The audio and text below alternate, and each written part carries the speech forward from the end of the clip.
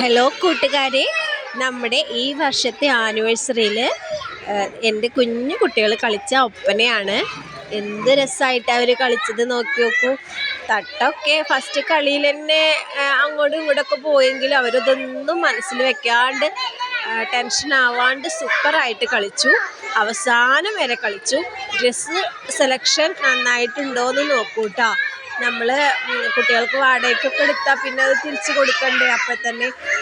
അപ്പം അത്രയും കാശും നമുക്ക് നഷ്ടമാവും. ഇത് ചെറിയ പൈസയ്ക്ക് നമ്മളെല്ലാവർക്കും ഒരുപോലെ എടുത്തതാണ്.